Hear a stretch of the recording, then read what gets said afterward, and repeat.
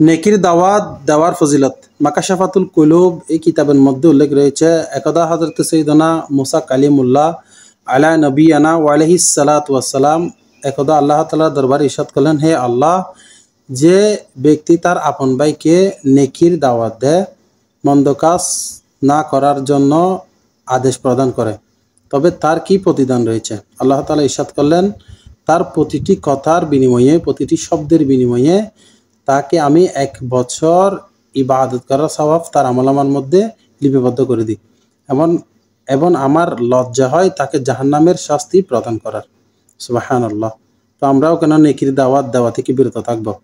আসুন আজ থেকে শুরু করে দিই। যখনই আমি মসজিদে যাব, আমার পাশে থাকা ব্যক্তিকে নামাজে